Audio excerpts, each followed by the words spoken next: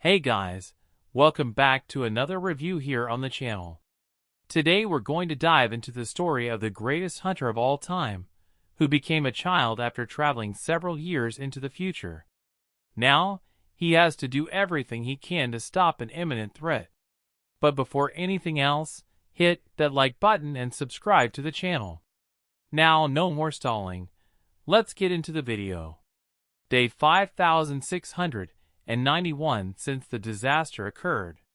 Inside the unranked dungeon called the Black Tomb, several people are shouting, "Leader! Leader! Leader Kim Jun-woo!" They're telling their leader to hang in there and open his eyes. The guy's totally wrecked on the floor. Struggling to open his eyes, he asks if the subjugation was successful, and a crying man tells him that the subjugation of Gigantiana was a success. Just from the name you can tell the monster was huge. He laughs and says they had finally done it.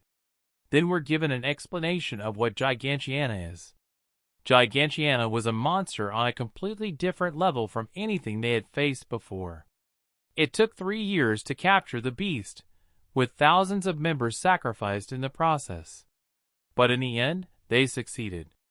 Everyone is crying and begging him not to lose consciousness, because the medical team is already on its way.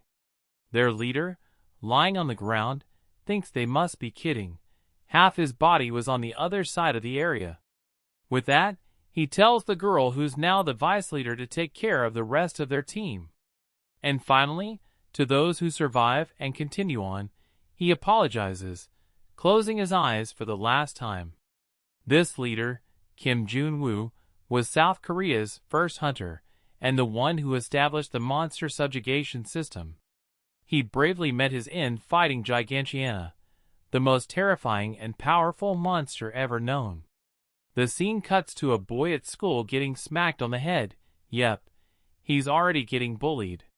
One of the background characters, who I'm not even going to bother remembering, let's call him red-haired extra, calls him a fake Jun-woo and tells him to refill the hot pot every break time. But this time, he didn't even buy them bread. He asks if he was planning to starve them. Bullying in Korea is honestly so dumb. Another blonde extra wants to know if he has any sense at all. Finally, we're shown that, apparently, our protagonist, aka Kim Jun-woo, has become this lackey to the extras. The scene shifts to a void, with a voice saying that it had all been a meaningless sacrifice for Kim Jun-woo, who's now falling endlessly. He feels like his body isn't responding anymore, and wonders if he's truly dead. The voice tells him he should be dead, but they still exist. Now, there's no one strong enough left to stop them. The protagonist yells at the voice to stop talking nonsense, or does he think his friends were just fools relying on him? He says it wasn't his sword that defeated the enemy, but the subjugation system, meticulously built to handle every type of scenario. All of their weaknesses were targeted by specific strategies tailored to each individual and their combat abilities, all carefully built after every battle experience he went through. So, he tells the monster to be ready, because in the future, there will be hunters far stronger and more efficient than he ever was. The voice says, "The system, huh? Not bad. 42 years. I'll return in 42 years. Until then, I hope the world you describe becomes reality." The protagonist says that, when that day comes, that thing will be like a cockroach crawling in the streets. Then, the void he was in starts closing in, covered in darkness, until someone wakes up in a bed, apparently in a hospital. And yes, this young man who just woke up is our protagonist, thinking he had died in the battle against Gigantiana. But when he looks in the mirror, he sees that he's young again. But no. He realizes he doesn't even look like how he did when he was younger. Then a doctor, and a guy we haven't met yet say he's finally awake. The guy introduces himself as a police officer, and says he'd like to ask some questions about the case, if that's okay with him. And, obviously, the protagonist doesn't know anything and asks what case he's talking about. The cop says his name is Kim Jun-woo. As we know, born on 350303, and asks if he's 17 years old. But the protagonist says no, he was born in 1975, the year of the rabbit. The doctor and the cop look completely confused and ask if he remembers the events leading to the accident. The protagonist says he suffered major injuries while defeating Gigantiana in the Black Tomb dungeon. The cop and the doctor start whispering quietly. The officer asks if he's really in a stable condition, because what he's saying makes no medical sense. The doctor says, like he mentioned before, he needs to focus on resting. The cop asks if he really believes he's the hunter, Kim Jun-woo, which shows us he actually existed in the past, so it looks like his group really did manage to keep the peace. The doctor explains to the cop that short-term memory loss after a major accident isn't unusual. In extreme cases, delusions can blur the line between reality and imagination. The protagonist, still in bed, asks what the real situation is. The cop then realizes he really doesn't remember. Apparently, the boy Kim Jun-woo, the original owner of the body, was ambushed by the Bang Sony yesterday. The issue is that it happened at dawn, so there were no witnesses and no security camera footage. So the cop asks if he really remembers nothing about the accident. The protagonist's silence is answer enough. The cop says he understands, and that it's better to give it some time. He hands him a card with his number, and tells him to call if he remembers anything later. The officer and doctor both leave, advising him to rest for now. Before the doctor leaves, the protagonist calls out and asks what year it is. The doctor says it's March 2051. The protagonist's eyes go wide in disbelief. He jumps out of bed and rushes to the window.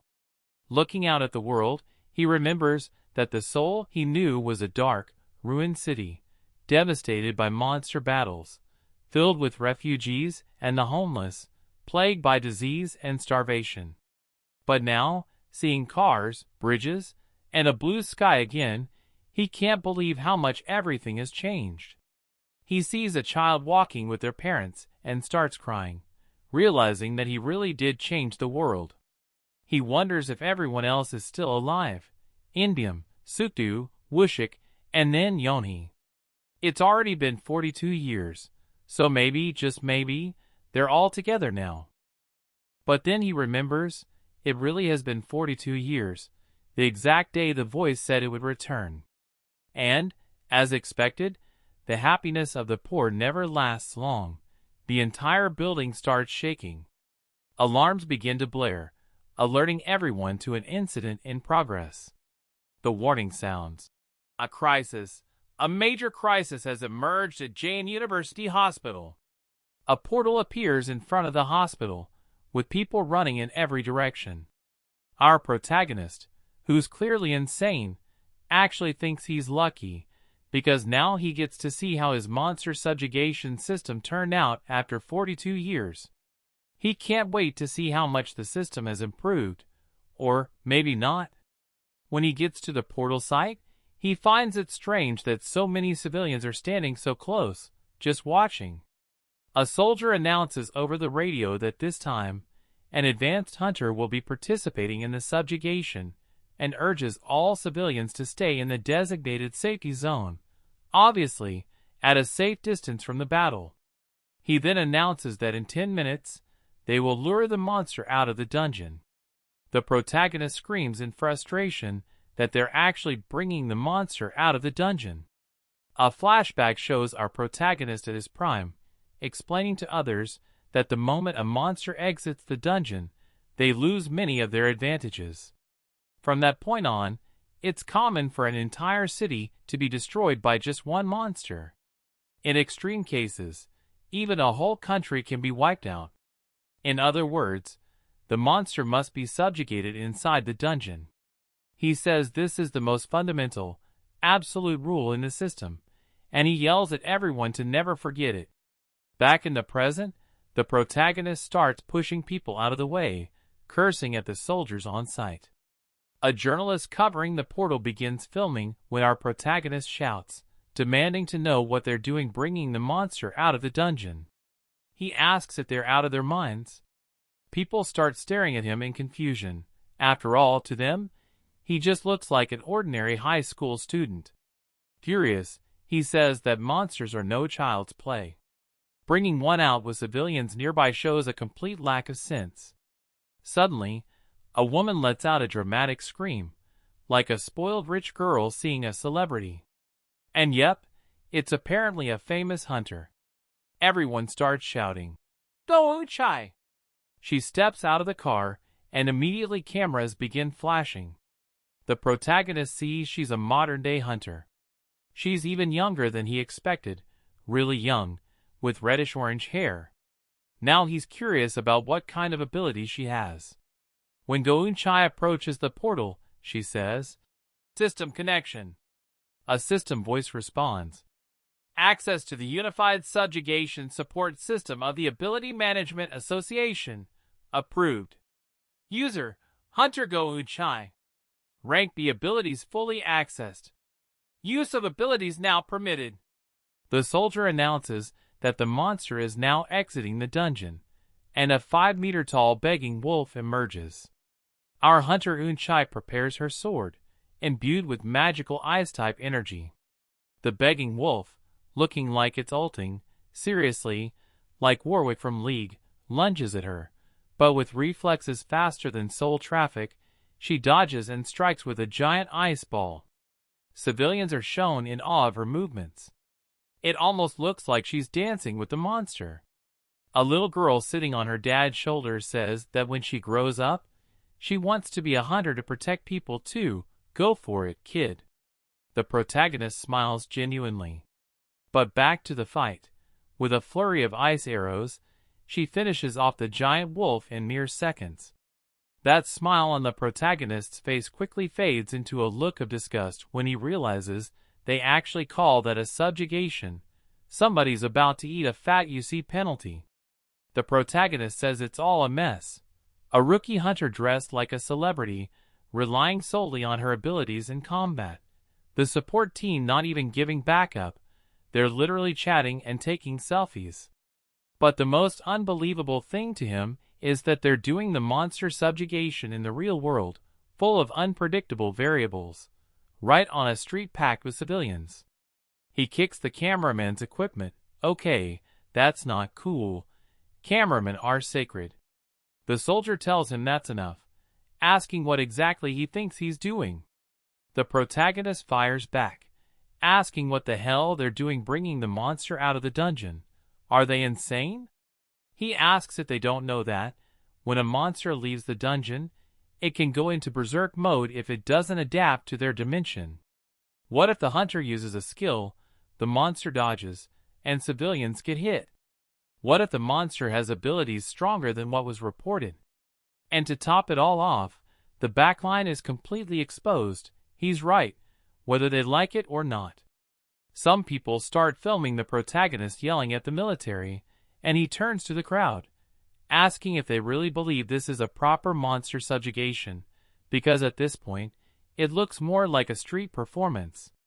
Unchai then walks up all full of herself, and asks if he's from the academy.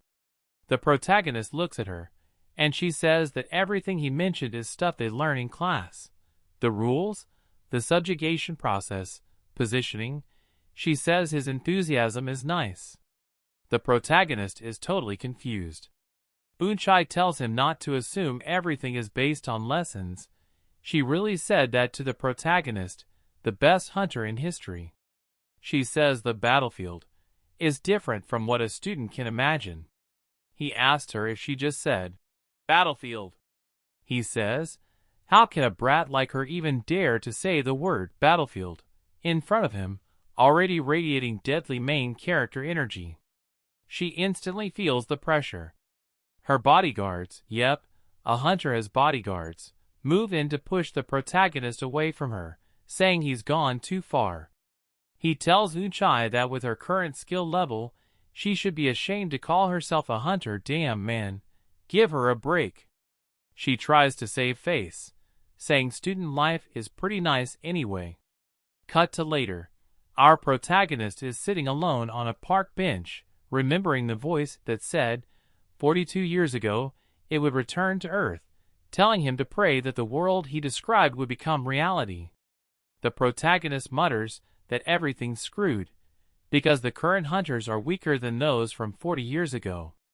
And without the system he created, if Gigantiana ever comes back, it would mean the end of the world all over again. The protagonist says he needs to start preparing from now on, but who would believe his words? Naturally, he remembers his old squad. If he can find them, maybe this could work. But he wonders how he's supposed to find his people. He can't just go around asking every random person on the street. Then he pauses to think, and remembers Unchai asked him if he was from the academy. So he deduces that maybe one of his old squad members founded an academy 40 years ago, maybe? He figures only one person would be capable of that, Bei Wushik. In the past, they once talked about it. Wushik said it'd be great if the war ended with their generation, but since that wasn't likely, the moment he retired from being a hunter, he created an academy to properly train the next generation. He even asked the protagonist to name the academy. Our protagonist, with the world's greatest creativity, told him to go with something simple, like Korean Hunters Academy. Simple and solid, just the basics. Wushik thought it was way too simple. Cut to the present, our protagonist arrives at the academy gate, and sure enough, it's literally named Hunters Academy. Even so, the academy was ridiculously huge. An old man, the gate guard, calls out to the protagonist, referring to him as student, and asks what he's doing there, since he's never seen him around before. He asks if he's a student at the academy.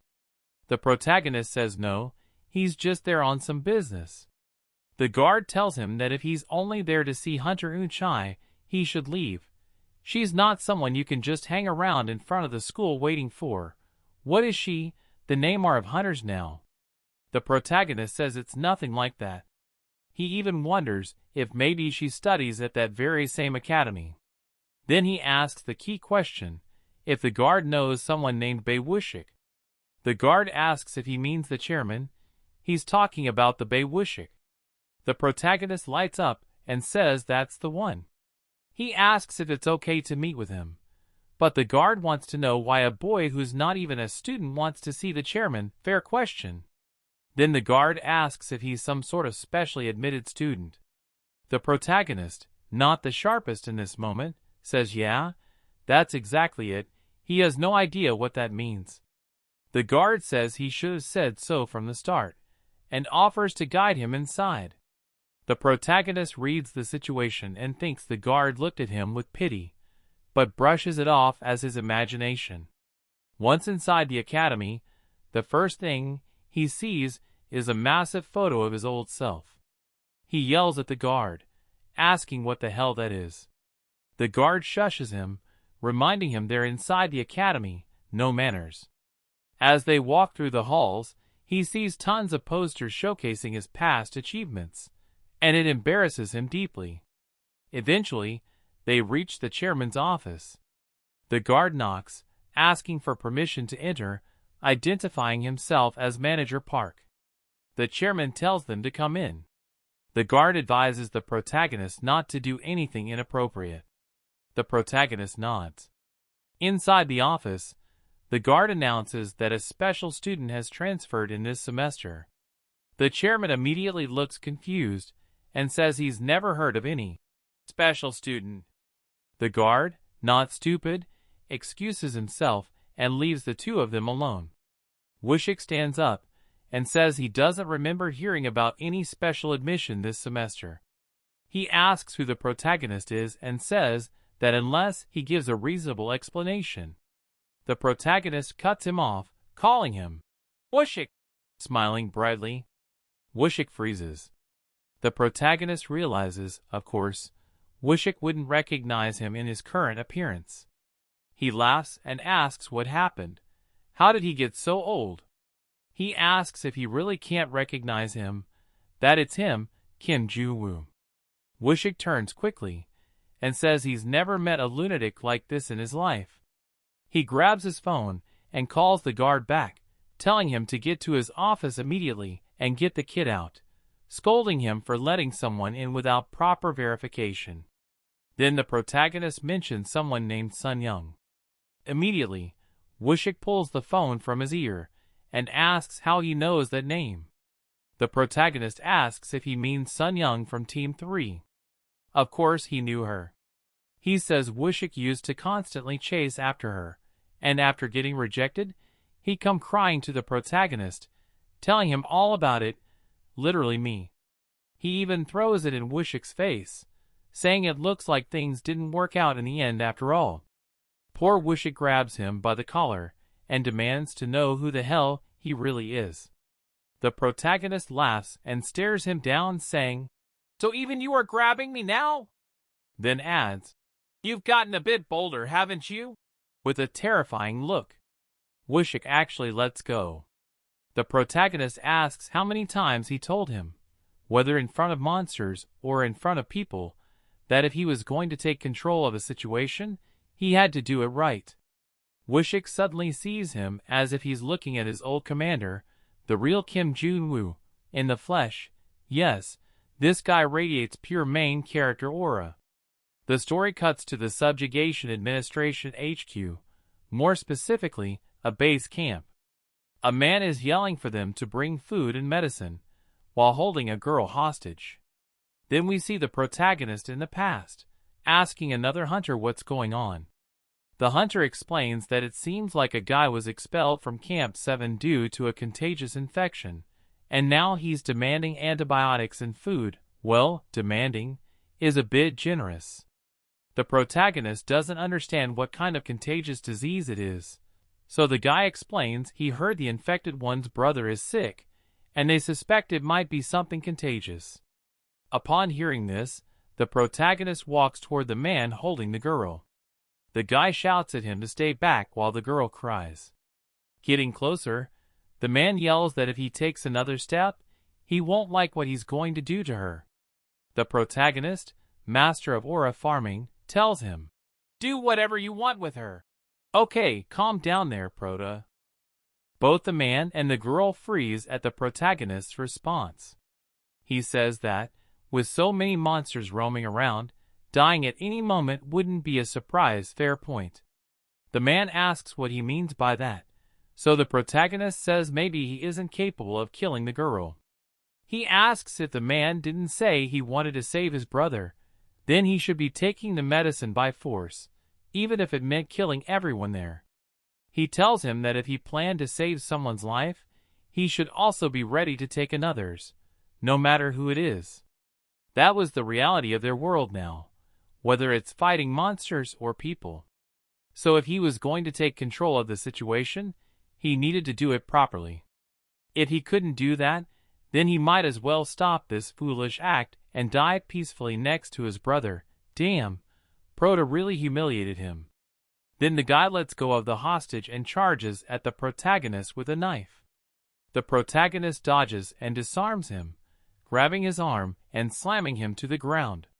The guy gets up, grabs the knife again, and goes for another 1v1, yelling that he's going to take the protagonist down with him.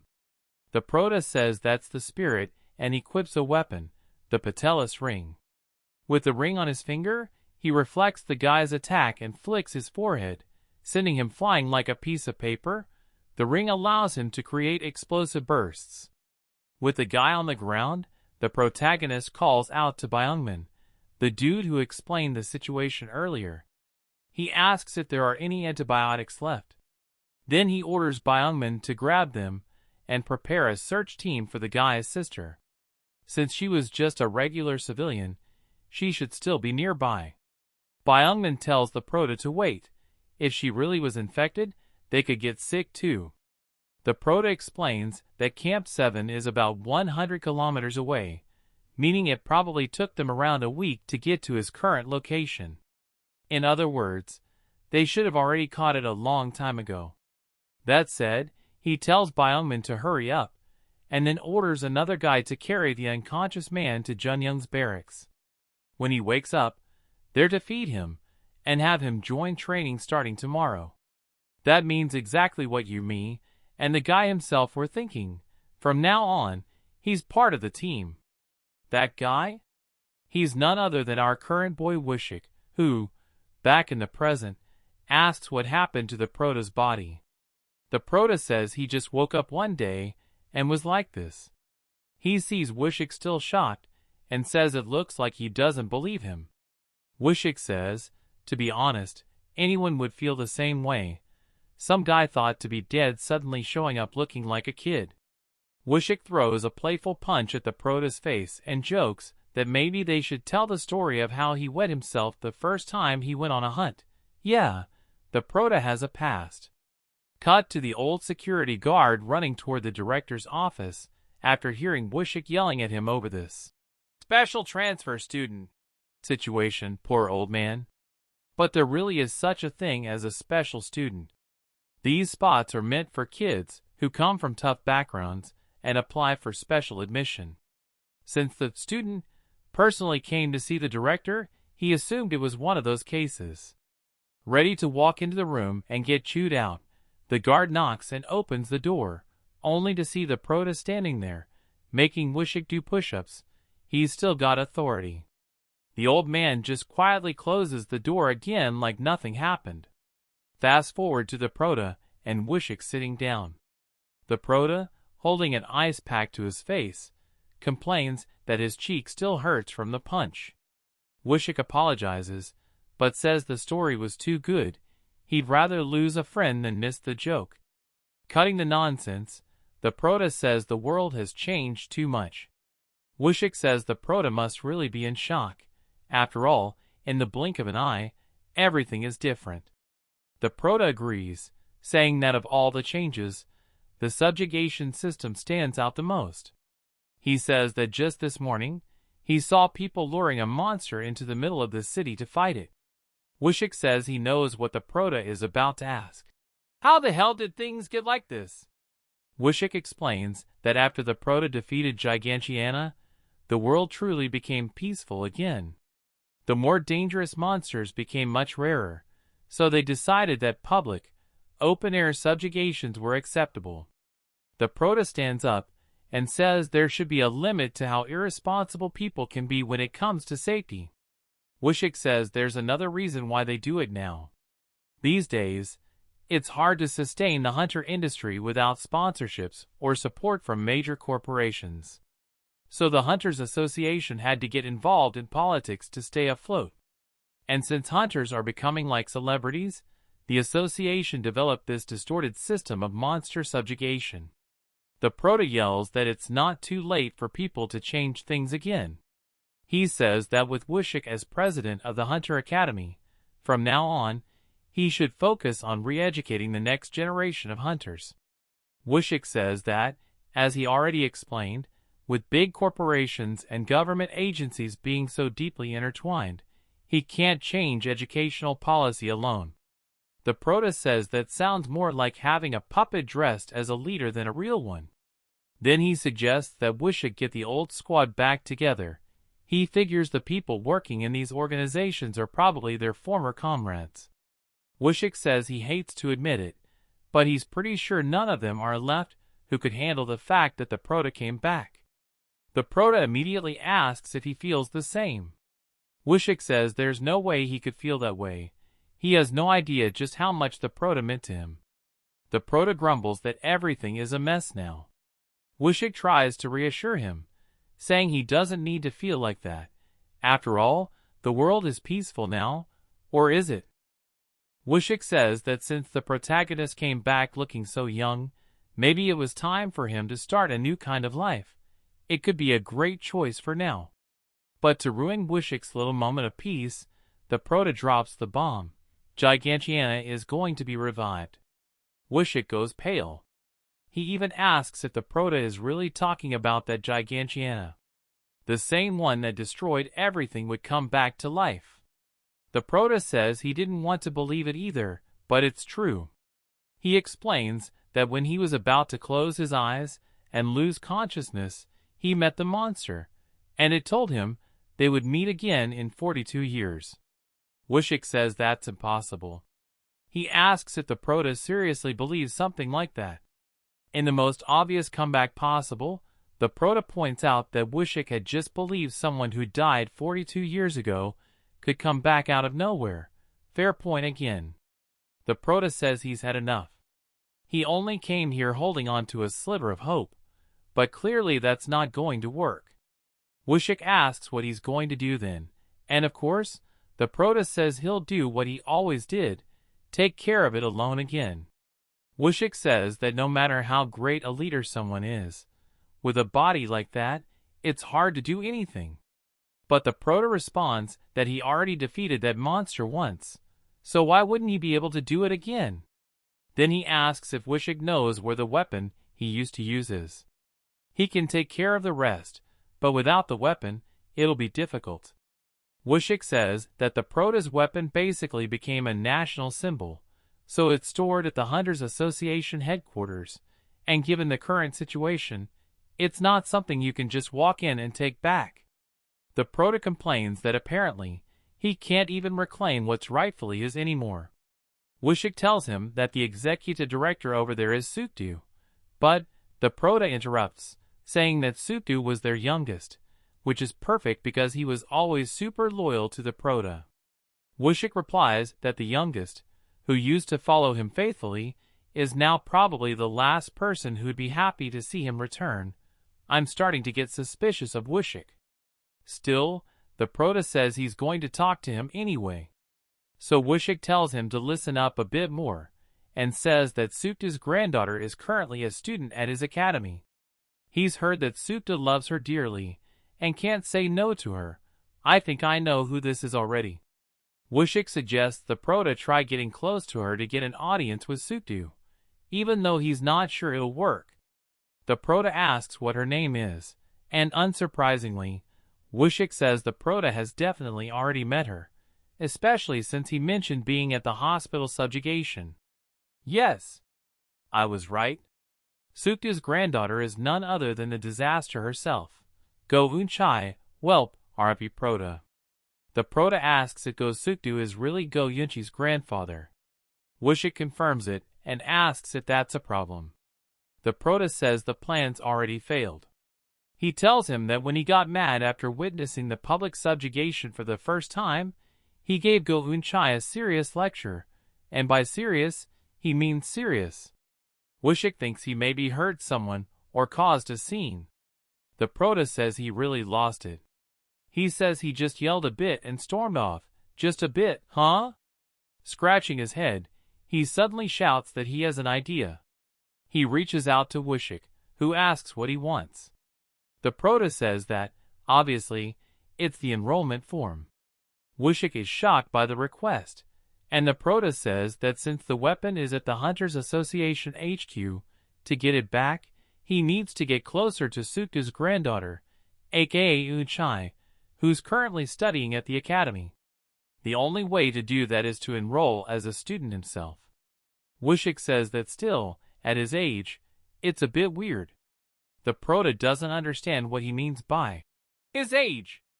Wishik explains that if he had lived through all the time, he'd be around 80 years old now, basically Captain America. And even though the Proto looks young, mentally he's still a 30-year-old adult. How's he going to blend in with today's kids? Obviously, either they're going to bully him, or he's going to end up bullying them. I'm betting on the second one. Wishik says there has to be another way. The Proto yells that he's not going there to make friends. The moment he gets his weapon back, he's out. Wishik says he's just as ruthless as ever. The Proto says that's exactly why he died last time. After handing over the enrollment form, Wishik just asks the Proto not to be too harsh on the kids. The Proto nods and says he won't, liar. Wishik tells him that even if they do something annoying, he should endure as much as he can. The Proto says he'll see how it goes. Wishik insists, seriously this time. Today's kids are too fragile, aka soft, and if the Proto treats them like he used to treat people, they won't survive. The Proto says he gets it, so Wishik can stop nagging him now. Finally, after hours of talking, The next day arrives at the Hunter Academy. The Prota stands in front of the first-year classroom door, plan in place. He feels a bit nervous going back to school again, but, well, Wushik asked him to do it, so he'll lay low until he finds a way to get closer to Go Eun-chai. That's when a girl asks what he's doing just standing in front of the door. If he's not going to go in, he should move. He gets a little nervous seeing her, and says he was just about to go in.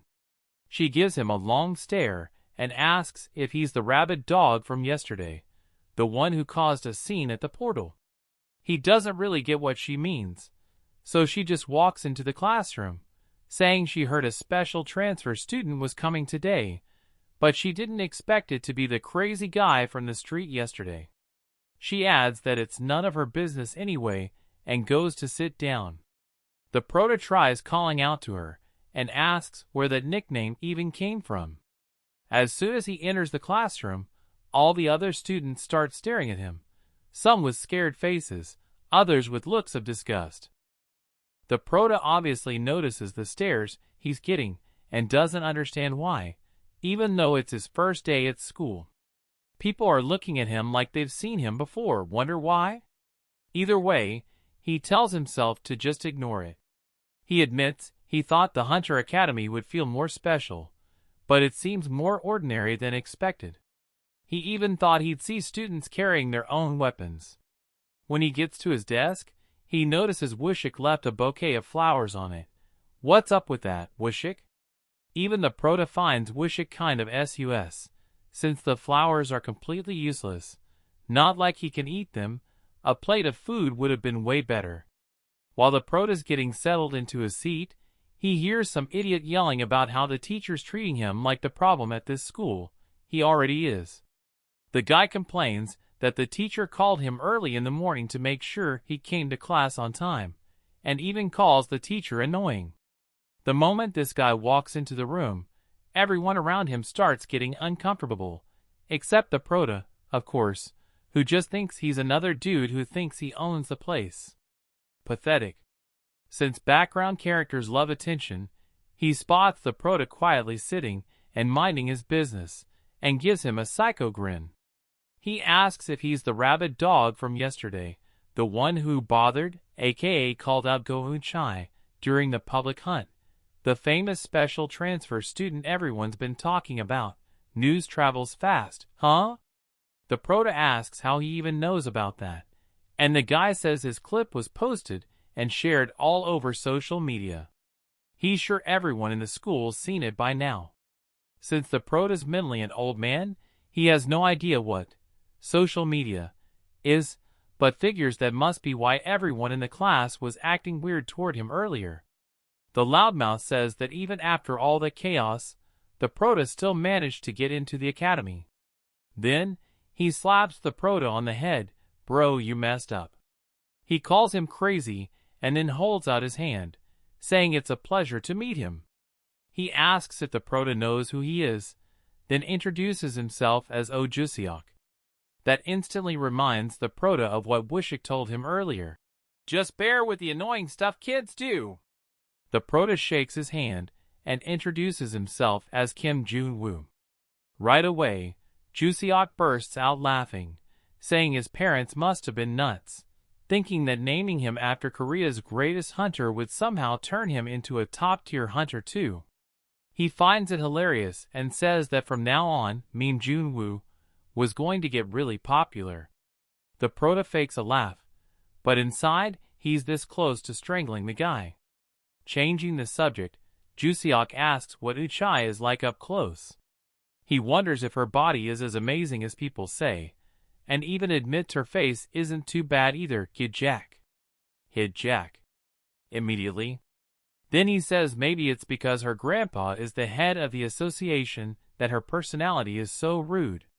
If it weren't for that, she'd totally be his type. But wait, she does have a bit of a fierce look in her eyes.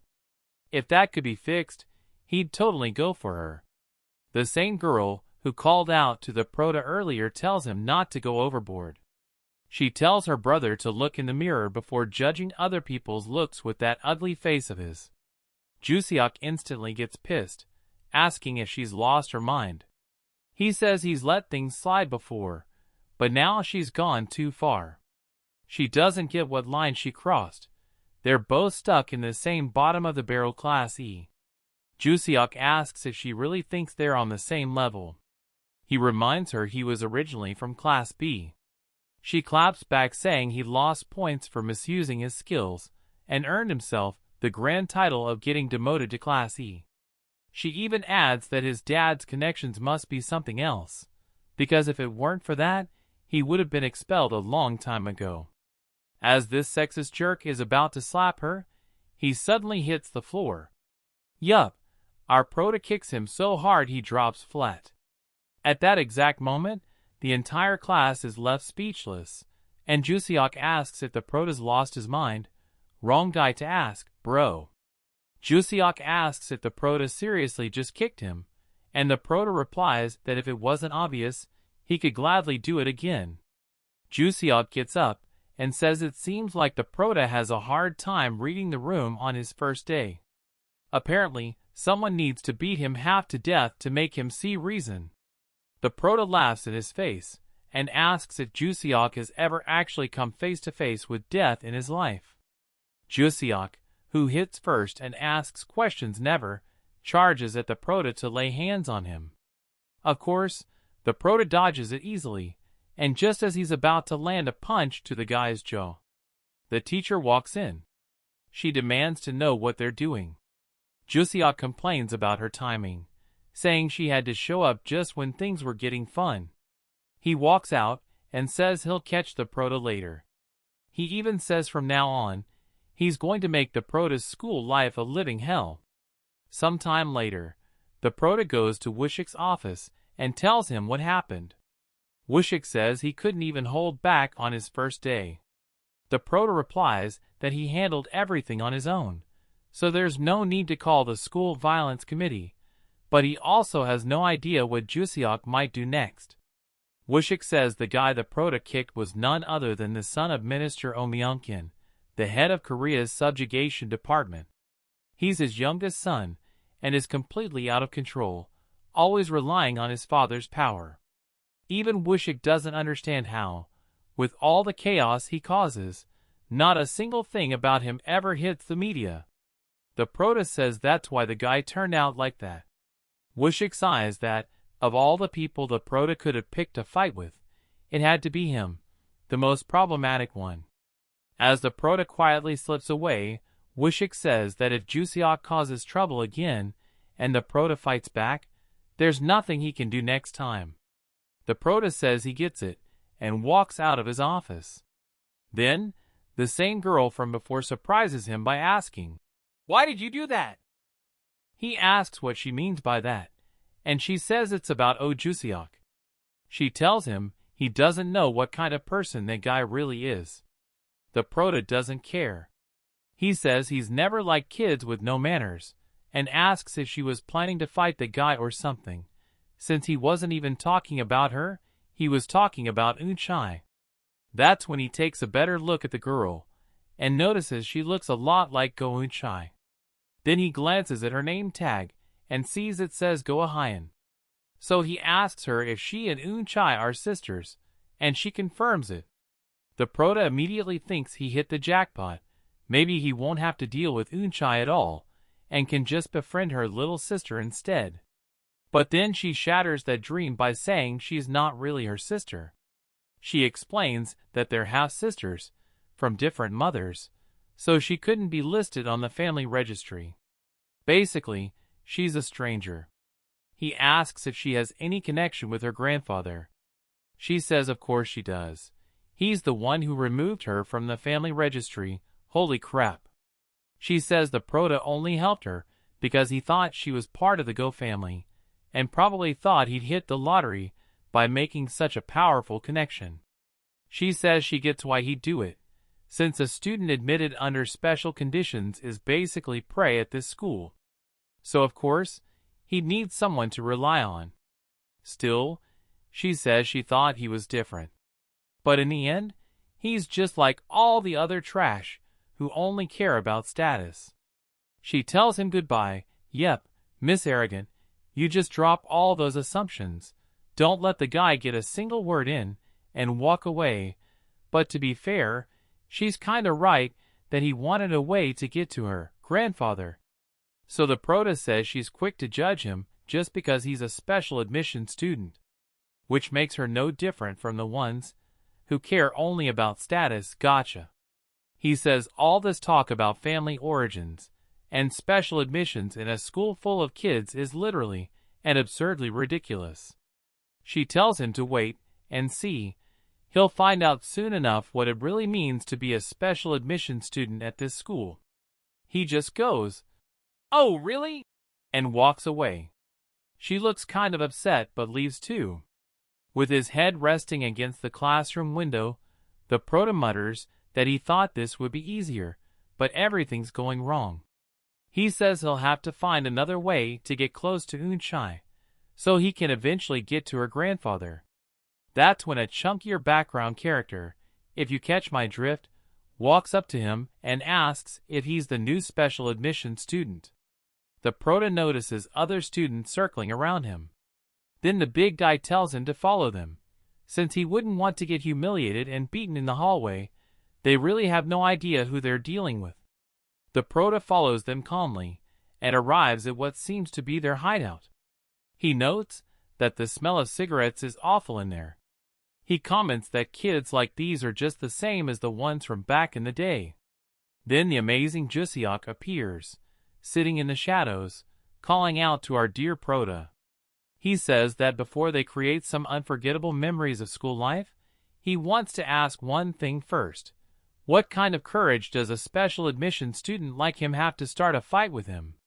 It was so absurd, Jusiok says, he was wondering if it was a dream.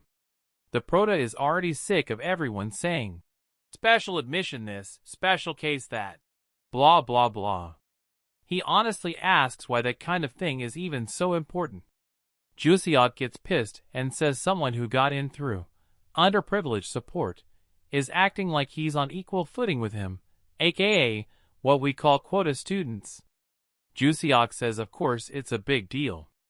Then he complains that if he weren't under disciplinary restriction, he'd teach the prota a lesson himself. So he says the prota should consider himself lucky, because these guys stop hitting before things go too far. With that, he tells them to begin. The first kick from some random dude completely misses, and the guy falls on his own, can't even kick properly. Jusiok says the prota's not totally useless. The other lackeys rush him, but the prota, like he's the damn Neo from the Matrix, dodges all their hits and even asks if they're still taught basic combat techniques these days. The big guy tries to grab him, but the prota knees him in the head so hard he passes out. The other kids freeze in shock, and the prota asks what's wrong. Just seconds ago, they were all charging him. The prota says, "Didn't you say you wanted to create an unforgettable memory of our school days? If you're gonna fight, fight properly, you spoiled little brat." Meanwhile, Ahayan is shown walking through the school hallway, thinking back on their pleasant family status conversation.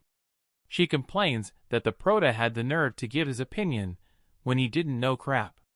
While walking, a student loudly says that the new guy was just called out by Jusiok's gang. The others say he had it coming, and that his school life is over now. Some even comment that he'll go down as the fastest dropout of a special admission student in the academy's history. Maybe not. One guy tells them to shut up before they end up in the same boat as the prota. Ahayan says that's what he gets for acting like an idiot. Then she remembers the prota's words, saying she was being just like everyone else, making assumptions and judging him just because he was a special admission case. She stops walking. After a brief moment of guilt, she runs off to go help the prota. Back in the scene, the big guy is knocked out cold, and the other kids are trembling. Jusiok yells at them to quit messing around and just charge the prota. It's 3 against 1, after all. The prota says the big guy is making a fuss over just a bloody nose. He tells them all that their physical and mental abilities are no different than those of a toddler. Jusiok, now fuming, tells one of his goons to use their abilities. The guy hesitates, saying if they get caught, they'll be expelled. Jusiok shouts back that he should just use it in a way that they don't get caught. The Prota notices that the bracelets Jusiok's goons are wearing are the same kind Eunchai used when she fought the monster at the hospital. Since nowadays, instead of carrying weapons around, they use those bracelets. Technology, old man. Jusiok jumps down from where he was sitting and tells the others to back off. They're going to lose anyway. Then, he activates his bracelet system. The others try to warn him not to use his abilities, since he's under disciplinary action. The system recognizes Jusiok, apparently a D rank, activating armed combat. His incredible weapon is a trident spear. He looks at the Prota and says he wants to see how long he's gonna keep acting all tough, since he's about to make the Prota piss and crap himself begging for mercy. These kids today are way too extreme. The Prota looks at him and asks if he even knows how to use his ability. Jusiok asks if he's out of his mind or just blind, since he can't see he's literally using his ability right now. Apparently, the guy's power is summoning a weapon. The Prota says exactly what we're all thinking. You think summoning a weapon is all your ability does? Someone who doesn't even know how to use their own ability shouldn't be using it on another person outside of a dungeon. With that, he picks up a broom from the ground and gets ready to beat the crap out of a kid. Cut to the school's administration office, where a random guy is talking to a woman named Yubin, saying he heard a new student got into trouble on his first day. He comments that Yubin must be busy because of it, but asks her if the guy the Prota clashed with was Jusiok from Class B, no longer in Class B after screwing up. He says a transfer student who ranked dead last in his class basically meant his potential to become a hunter was zero, if he weren't the protagonist, that is. Yubin tells the random guy that wasn't the case with our Prota. He was excluded from the aptitude test evaluation. The guy is shocked. He says that only happens when someone's combat rank is so high it can't be measured with a standard test. He adds that, so far, the only person to be excluded from the aptitude test was Eunchai. So that meant the Prota was on the same level as Eunchai, even higher, actually. He then asks Yubin why, if the Prota had such crazy skills, he wasn't placed in a higher class. Shouldn't someone like that be groomed for a leadership role at the school? Yubin says that was the principal's order, to place him in the lowest class possible and make sure he didn't stand out in any way. The guy says that's weird, because in this line of work, standing out is kind of the norm. Yubin says she doesn't know all the details behind the decision.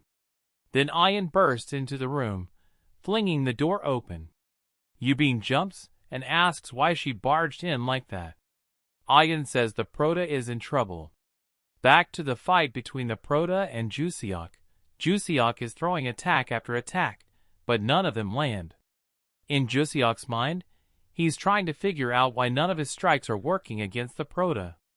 Normally, just activating his ability was enough to fight someone at Baron level. The story hasn't explained the level system yet.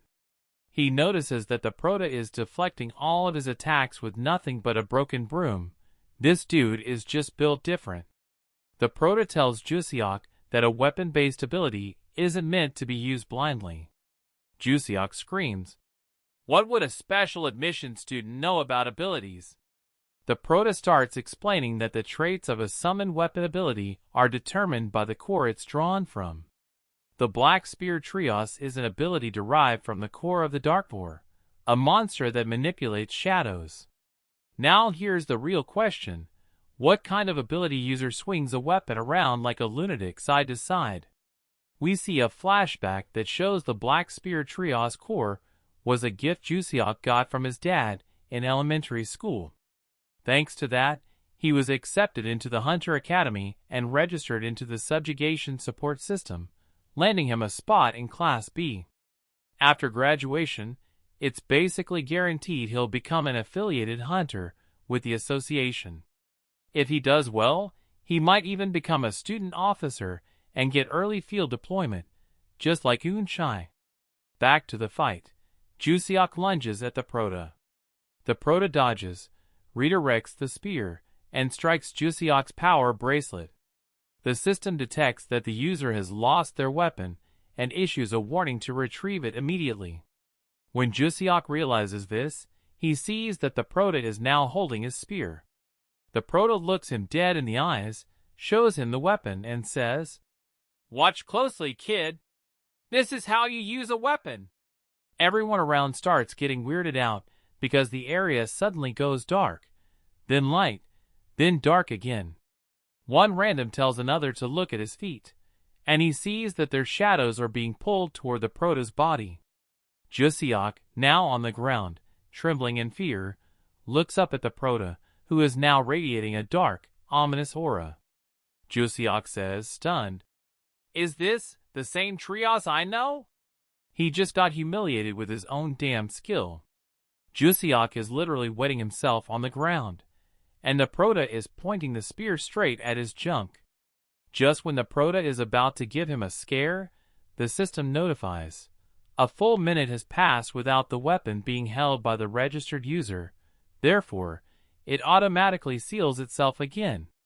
The Prota, looking at the passed-out, drooling Jusiok, says that's enough for now. He gives him a couple of light slaps on the cheek and tells him to wake up. He didn't even do anything to him. Jusiok stops pretending to be unconscious and gets up. The Prota stares him down and tells him to listen and answer. The Prota says, "Abilities and weapons exist to defeat monsters. Using them on people, especially outside a dungeon, is probably dangerous, right?" Jusiok doesn't say anything, so the Prota gives him another scare, and the coward quickly agrees, saying yes, it's dangerous. Then the Prota says, "If I ever catch you using your ability on someone else in front of me again, I'll make sure to break your legs for real next time. Got it?" Jusiok nods quickly. "Got it. Loud and clear." Then he tells the other boys to come closer and hit him. They don't understand why he's asking for that, so the Prota asks if they really want people going around saying they tried to teach a lesson to the new student and ended up getting their asses kicked instead. They're still hesitant, and the Prota adds that he doesn't want any rumors spreading through the school. It'd be a huge problem. So he wants to get this over with quickly. The big guy asks if he really can hit the Prota, and the Prota says yes, and to hit him as hard as he can. If they don't, they'll be the ones getting beat up. The moment the big guy punches him, Yubin arrives and sees the Prota taking the hit. The Prota is way too lucky. Lying on the floor next to the bloodstains, she rushes to help him, and says that he transferred in today, and no one is supposed to lay a hand on him. The big guy tries to explain that the blood on the floor is his, not the Prota's. A random teacher tells all the boys to go to his office, and Yubin tells Ayan to take the Prota to the infirmary. On the way to the infirmary, the Prota comments that this body is weaker than he thought. He notices Ayan is walking too slowly, and tells her he needs his nose to stop bleeding, so she should hurry up and get him there. She just stares at him. He tells her to forget it, he'll deal with things on his own. Ayan asks who he really is, and since he's already had enough, he says he's just a special admission student who got what he deserved for stepping out of line. She tells him to quit pretending. She saw everything. We cut to a few minutes earlier, showing that the teacher told Ayan to go one way while he went the other. That's when she saw the Prota take down Jusiok effortlessly. Back to the present, she says that with the talent he has, he could easily be placed in Class A. The Prota responds that where he came from, or where he's going has nothing to do with her life. He says he plans to keep a low profile at school, so he can leave as soon as possible. So he tells her to forget everything she saw in that room. She says she understands. With that out of the way, he tells her to stop caring and just take him to the infirmary. Ayan says it's just like he said. She admits she judged him purely based on the fact that he was a special admission student and, deep down, she despised him for it. She formally apologizes for how she treated him. The prota just says he wants to go to the infirmary already. She apologizes again for bringing it up and asks for his help, because she needs to become a member of the student council.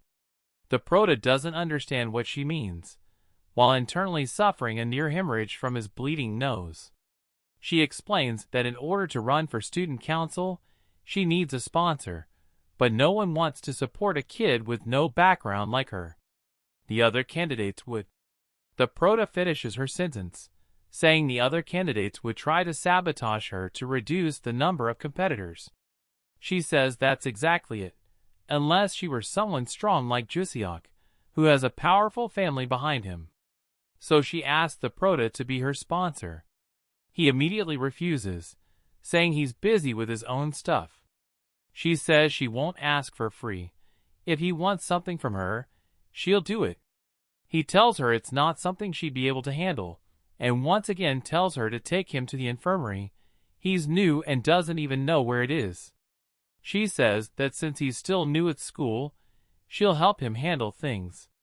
He refuses again. She asks if he's talking about money. He says he's not the kind of person who needs a kid's money. Then she throws a bait and says she'll introduce him to Go Eun-chai. The prota turns around and asks if she really means that, if she's really going to introduce him to Eun-chai. He asks how she plans to do that if she was kicked out of the house. She says it's not like that. She explains that since Eun-chai is on the student council, if she becomes a member too, she'll naturally cross paths with her, and then she can introduce him. The prota loses whatever blood was left in his body through his nose after hearing that nonsense and walks off again, head down. He says he'll just handle everything himself. But then he starts to get dizzy and collapses on the ground. Ayan asks what's happening to him. He tells her again. He told her to take him to the infirmary and then passes out. Cut to the academy's meeting room, with an obvious teacher conference going on about what Jusiok did. The Class D teacher says it's the second time he's used his ability while under disciplinary action. The Class C teacher says last time he only got a light punishment, but this time it's serious, and everyone knows what he did is grounds for expulsion. Another teacher says they can't look the other way again. A random teacher named Yang says that above all else, he and Yubin witnessed everything firsthand. So it's not something they can just ignore. The vice principal asks for Wusik's opinion. Wusik speaks up and asks Yubin if it's really true that Jusiok and his buddies assaulted the prota. She says yes. She saw it all with her own eyes. He asks again, confirming if she really saw the prota get beat up by the boys, and she says yes once more. Wusik looks relieved and thanks her. He was afraid the prota had beaten the crap out of the other kids. Trying to stay composed, he returns to a serious tone and says that, as everyone knows, unauthorized use of abilities is a serious offense at the academy. So this case requires strict disciplinary action. Considering Jusiok's prior disciplinary incident, Wusik says there's no way they can be lenient now. Therefore, under school regulations, Jusiok's punishment will be expulsion.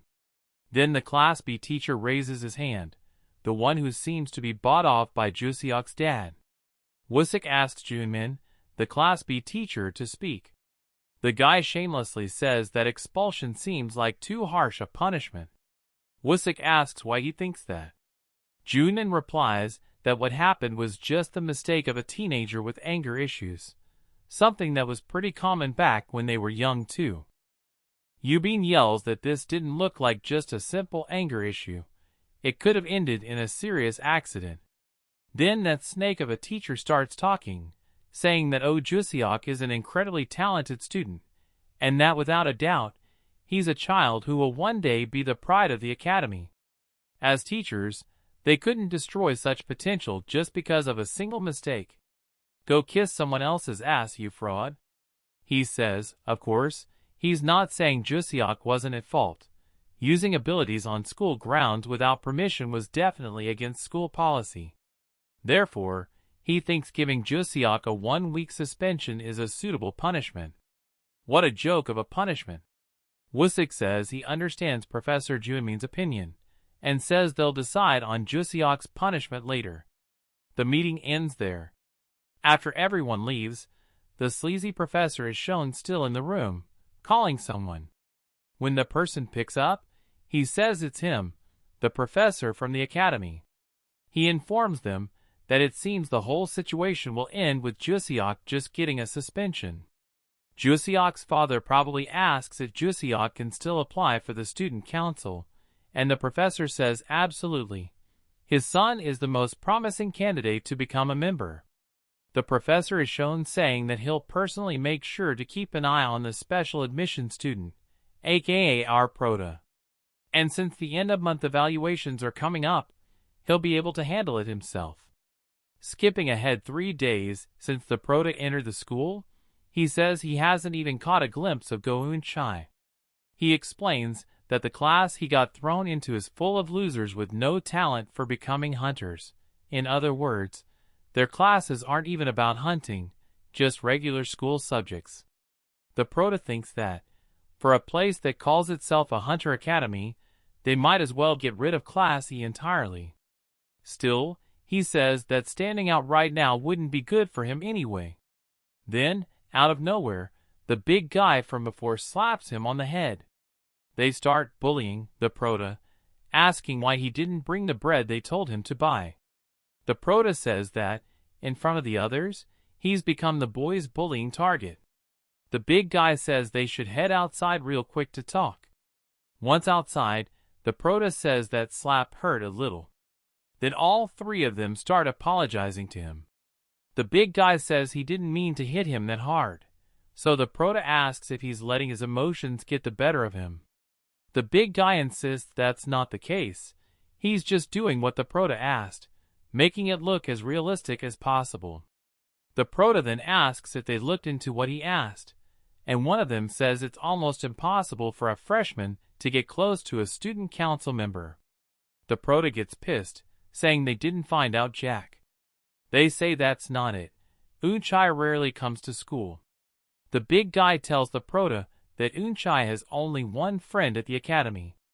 The only girl she's close to is also in the student council, a girl named Kim Jong-yun. In the Prota's mind, that's literally the only useful piece of info so far. So he asks where this Jong-yun girl is now, and they, looking defeated, say that she also doesn't come to school that often. The Prota tells them to leave, and says it's their fault for thinking 3 morons could actually figure something out. They apologize again, and say that next time they'll bring back some real information. Then Ayat appears behind him and says, "Told you it wouldn't work." The Prota replies, "You again?" Ayan says that, since Eun-chai is an official member of the student council, there's no way he'd be able to meet her that easily. The Prota says, "She's just a student council member. Why is she treated like some big deal?" Ayan explains that the Hunter Academy's student council is made up only of the best students, from the best families, with the best abilities, and filthy rich. The Prota says, "Still, they're just students." Ayan replies, "Yes, they're students, but they're also hunters." Once someone joins the student council, they're officially recognized as a hunter by the association, and of course, they're also sent on real missions. She says the Prota already saw that firsthand, referring to the hospital monster. She adds that, since all of their parents are influential figures, even the teachers suck up to them. Their influence at school is massive, and after graduation, forget it. In short, they're on a completely different level from normal students. She tells him that, the way he's going, he probably won't even see their faces after graduation. So the Prota asks what the other way is to meet them. She says it's simple. Help her become a student council member. He rejects the idea again. She asks why he keeps turning her down. It's not like it's going to hurt or anything. He says, "Like you said yourself, the student council is made up of people with elite families and amazing skills. And from what I can see, you've got neither. So she asks him to teach her. Even if she doesn't have a good family, she can at least improve her skills. She says she has a brain and can learn, so her abilities can grow quickly. The proto laughs at her and says, with a creepy expression, "If you learn from me, you'll die." He can't understand why she's so obsessed with getting into the student council. He tells her not to waste her time chasing after something out of her reach. She says she doesn't care. If she can't become a student council member, she might as well just die. She looks him in the eye and shouts that, whether it's subjugation, abilities, martial arts, whatever it is, she just wants him to teach her. She says she'll endure any training, no matter how hard it is. The proto just says that his break is over, so he's leaving. She asks if he'll at least be her sponsor, but he just walks off without looking back. In the proto's mind, he says it had been a while since he'd seen a kid with as much guts as her. He thinks she might actually turn out to be useful. Back in class, Professor Yubin congratulates everyone for today's lesson and reminds them that, as they all know, the monthly evaluation is happening this week. Because of that, they shouldn't let their guard down. While she's explaining that it'll probably be a written test, the bootlicking professor, the one who kisses Jusiok's dad's ass, suddenly opens the classroom door, apologizing for the interruption. Professor Yubin asks what Professor Junmin wants. He says it's nothing too serious. He's just there to inform her of a few changes to the monthly evaluation starting today. He walks into the classroom and tells everyone to pay attention, because from this month onward, the first-year monthly evaluations will be replaced with practical exams, conducted inside a real dungeon. These people are trying to kill the students. Even Yubin tells him to hold on a second. She wants to know if he's seriously saying that. Junmin acts all innocent and tells her to lower her voice in front of the students. She says that a practical exam is too much for the kids, especially since they haven't even finished the first semester, and especially for her students, aka the lowest class. He goes straight for the guilt trip, saying, "So what you're saying is that your class isn't capable of handling a practical exam?" She's left speechless. Then the professor says that the decision has already been made, and that according to the regulations, excluding someone from education due to a slight lack of ability is considered discrimination. He asks how long they plan to stay benched. He says that if they're attending a hunter academy, they should at least graduate with the basic qualifications of a hunter. The proto tells us this is ridiculous.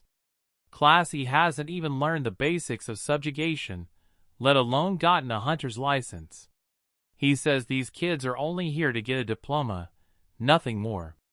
Throwing a bunch of kids into a dungeon is insane. He's sure there's something shady going on behind this. Then the professor says that if they really can't handle it, they're free to opt out of the exam. They'll just have to take remedial classes. This won't affect their progress in school. However, if the special admission student backs out of the monthly evaluation, he'll be expelled.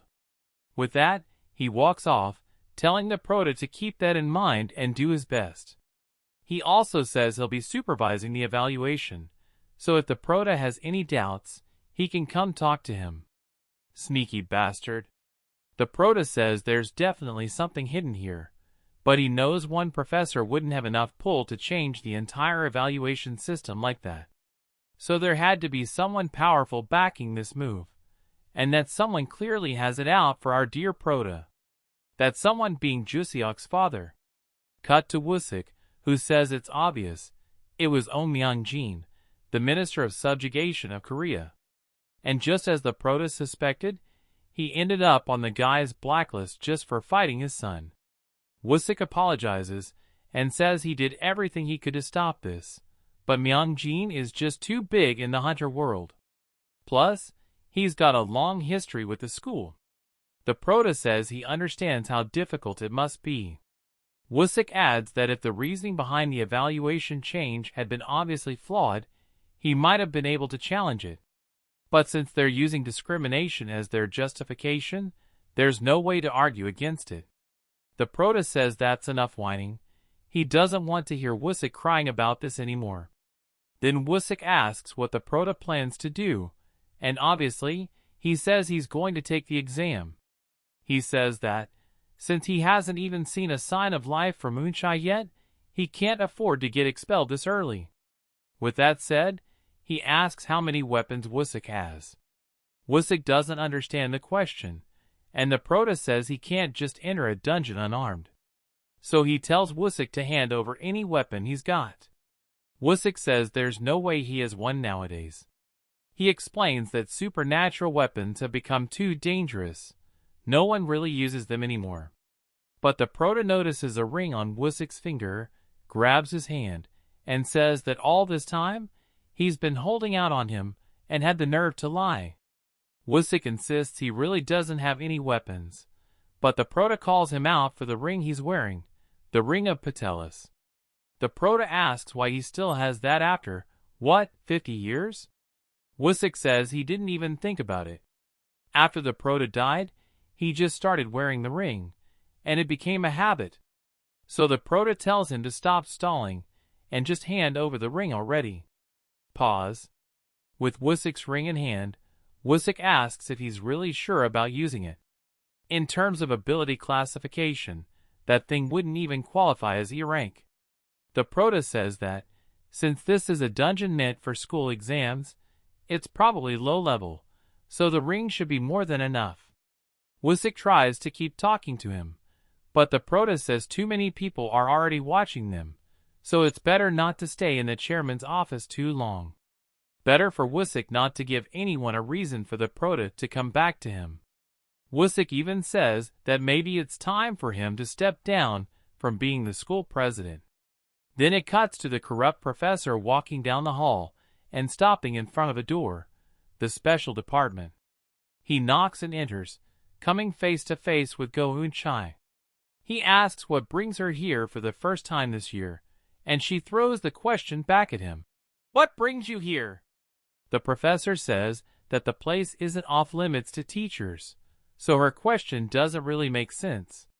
He asks if she's getting cocky just because she's on the student council. She ignores him completely. Then he throws some papers on the table and says that the first-year monthly evaluation is this week, and the teachers have decided to select a field evaluator from among the student council members. She doesn't understand why they'd even need a field evaluator, so he tells her that this time, it's going to be a practical exam. She then asks if he was really saying that the first monthly evaluation for first years would be a practical exam. He replies that yes, that's how it is, and that she doesn't need to know the details. He asks if she's interested, but she says she can't help. Her schedule is packed with subjugations until next month. So he says that if she can't go, why doesn't she ask the other student council members? She replies that the others probably won't be able to go either. The professor complains, asking what he's supposed to do then. Cancel the practical exam? Eun-chai says yes. If the practical exam can't be done without the student council members, then it's better not to do it at all. Besides, there's no benefit to the council members anyway. She even mocks him, asking what he's going to give her. A monthly allowance? She says she's not that cheap. The professor starts yelling, telling Eun-chai to stop acting like that. He asks if being part of the student council is making her think teachers are beneath her. He asks if she thinks she got on the council on her own. He says she has no idea how much he supported her during her first year. She just tells him to stop unloading his frustrations on her. After all, the only one who judged him was her grandfather, not her. He should have dealt with that better. Treating other council members like that. The professor then asks how she even found out about that. Right then, another student council member opens the door, says, "Hi," to Professor Cha, and mentions it's been a while since they last saw each other. He asks what the professor is doing in their room. The professor says he needs a field evaluator for the first-year student's monthly exam. So the guy asks if Uncha was going to handle that, but the professor says she's busy. Then the guy says, "I'll do it." The professor asks, "Why you?" The guy laughs and says, "Why not me? I'm also on the council." The professor knows he's a bit troublesome, but agrees anyway, saying the paperwork is right there on the table. He should fill it out and bring it to the teacher's office. The guy says he'll take care of everything. After the professor leaves, Unchai asks if he didn't have a subjugation scheduled this week, and he says he's just going to cancel it. He's not as famous as she is, so he says it'll be fine. She asks why. Since he hates Professor Cha, she doesn't understand why he'd want to help him. He says he just wants to keep a closer eye on him, because he doesn't want any accidents to happen again. Besides, he's curious about the results of a certain person's test, the guy who yelled at her during that public subjugation. He heard that the guy entered as a first-year special admission student. She's surprised to hear that he was accepted under special admission. She thinks that apparently the guy knew a lot about subjugations both before and now, even though he wasn't a student at the time. The dude says he got curious about it and started digging around. He found out that, on the prota's first day, he completely humiliated Jusiok. Then he dug deeper and discovered the prota was exempt from evaluations, just like her. So he asks her if she's not the least bit curious about what kind of person he really is. The prota's plan is working, and he hasn't even started it yet. On the day of the practical exam, the prota looks around and sees that a few people from Class C and D didn't show up, but all the students from Classes A and B are there. He notices they look eager to show off their skills. In contrast, from his own class, apparently only he and Ayan showed up. She arrives saying it's great that she won't have to wait long for her turn to go in. The prota asks why she's there with him, and she replies, "Obviously, I'm here to take the test too." She tells him not to worry. She might not help much, but she won't be dead weight either. He tells her to stop acting like that. He asks if she thinks the dungeon looks easy just because she has a low-tier skill. He tells her to stop while he's still speaking kindly. Nice kindness. He asks if she really can't tell that the test was set up so that Class E would give up from the start. She simply says she doesn't want to give up. She reminds him she already told him she has to become a student council member, even if it kills her. She explains that, for someone to join the student council, they can't have any marks on their record. If she quits now, even with remedial classes, her points won't be enough. Then Professor Cha tells everyone to pay attention and asks if they're all aware of the safety rules. He says it won't be dangerous, but since this is an exam conducted according to regulations, everyone should remain calm and focused. He explains that the dungeon will be low risk, marine level or lower, and will be done in groups of 8. Once the group is formed, they'll have 1 hour to come up with their battle strategies using the information provided. After the discussion, the exam will begin, starting with Class A. Everyone else will wait until their turn. Then he introduces the student council member who will act as the exam supervisor, asking if everyone already knows who he is. We're then told the guy's name. He introduces himself as Kim Jong-un, aka Kim, because his name's hard to pronounce. He asks his juniors to take good care of him. Upon hearing Kim's name, the prota thinks it sounds familiar. The professor announces that, due to the lack of students in Class E, the prota will be reassigned to a Class D team. And guess who's in Class D? The big guy and his FF crew. Ayan even comments that those guys can't act for real. 3 other rich boys complain about their bad luck being put in the same team as the prota and Ayan. A girl says that now it's like they'll be going in with 2 people short on the team. The prota's now loyal lackey apologizes and says he'll talk to them later. But the prota tells him not to do that. It's actually easier if they keep acting exactly like that. With that out of the way, he asks the guys for the dungeon info. Then lackey number 2 bows and hands the Prota a tablet with the dungeon details. And in the middle of that absurd silence, with everyone watching, he suddenly remembers he's supposed to be pretending to hate the Prota, so he starts yelling at him, telling him to stop acting dumb and just look at the dungeon info already.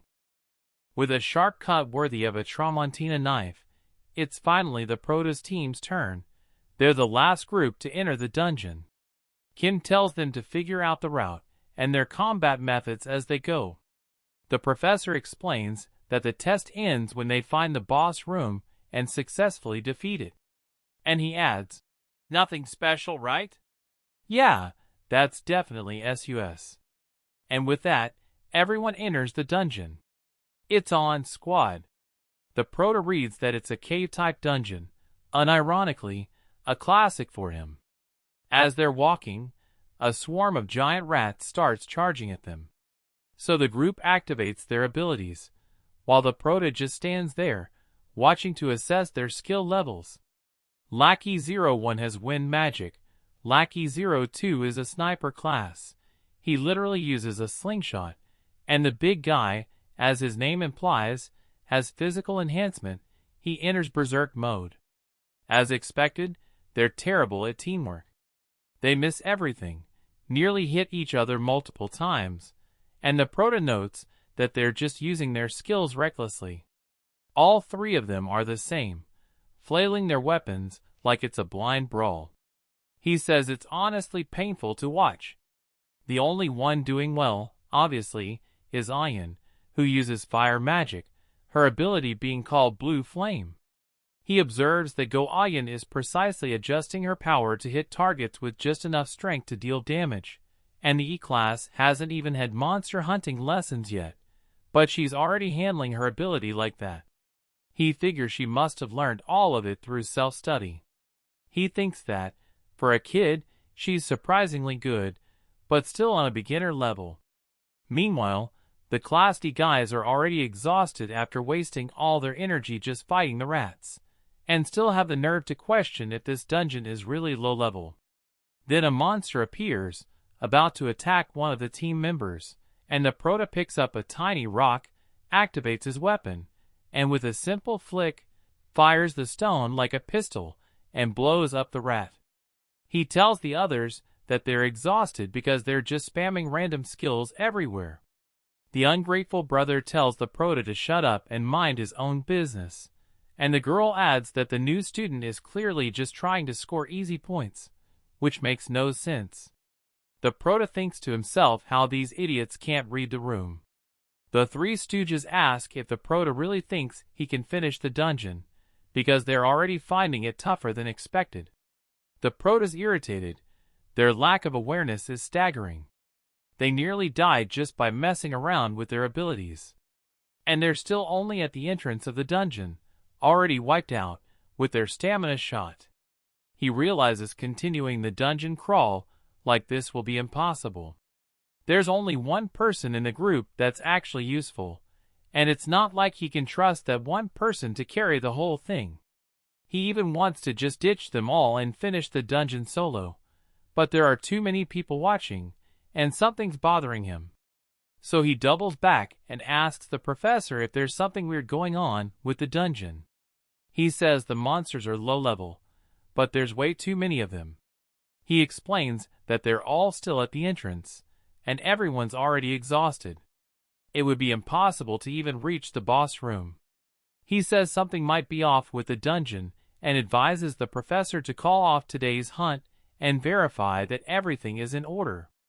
The professor, being a complete idiot, tells the Prota to shut up.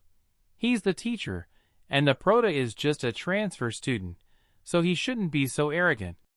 The Prota snaps, yelling that at this rate, someone is definitely going to get hurt in the dungeon. So, with no real choice left, the professor says that if anyone is too exhausted to continue, they should raise their hand, since he doesn't plan on pushing anyone too hard. But after hearing that, no one raises their hand. Everyone still wants to play hero. So the professor turns to the Prota and says that if he's too tired, he should just quit by himself and not drag other students down with him. And if he keeps interrupting the test, he'll be disqualified immediately. He asks if the prota understands. Kim puts a hand on the prota's shoulder and tells him not to worry so much. If things get truly dangerous, he'll step in. He says that even though he may look chill, he's still a student council member, and asks the prota to trust him. After what feels like ages inside the dungeon, somehow, they finally make it to the boss room. But now everyone is too scared to open the door. So the prota says he'll open it, and asks if anyone has a problem with that. Ayan tells him to wait. She's going to open it with him. The prota says, "It's just a door. I can handle it." She insists on opening it together. Ayan says he's probably laughing inside, thinking everyone else is scared. Not laughing, but she's right. Well, except she's not. When the two of them open the door, they're met with the sight of a giant rat boss, which, apparently, had already been defeated. Even the professor is shocked and asks Kim if that wasn't the same dungeon the two of them had been in before. Kim says no, this one is definitely still active. When the prota approaches the monster, he realizes it was a case of dungeon interference, and screams for everyone to run. The others are stunned and ask why he's suddenly yelling for them to run. He just shouts again, "Run! It's dungeon interference!"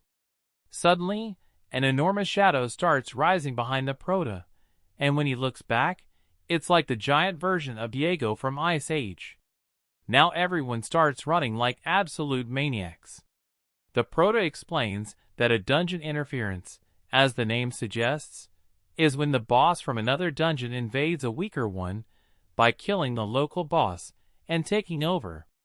It's a rare event, especially in a low-level dungeon, but not impossible. And right now, this is the worst possible situation for them. The Diego from Ice Age turns out to be a green rank boss. The prota says this is a complete disaster. Everyone starts running toward the exit, but with a single leap, the boss blocks the way out. Kim tells everyone to get behind him and activates his ability, a C-rank skill of the physical enhancement type. He basically turns into a Spike from X-Men type of guy. Kim admits that, honestly, there's no way he can handle a green rank monster on his own, so he turns to the prota and asks if he can help him out. The prota doesn't understand why Kim is asking him of all people. Then Kim apologizes and says he took a look at the prota's background, and that a student who didn't need to go through the aptitude exam clearly wouldn't be able to hide his skills right now. Everyone around them is shocked upon hearing that. Then it cuts to the moment when Wusik was evaluating the prota, and the result came back as showing his immeasurable talent. Wusik says he was already expecting that outcome. The prota asks if there's any way to fake the results, since it looked like he'd stand out way too much. Wusik says he can't do that. But then he says that this test is one of those administrative tasks where he can still use his authority fairly.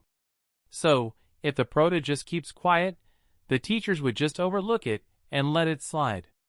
And then, tearing up, Wusik says that when he said it's a task where he can use his authority, that also means nobody really cares about what he does. He's a principal in title only.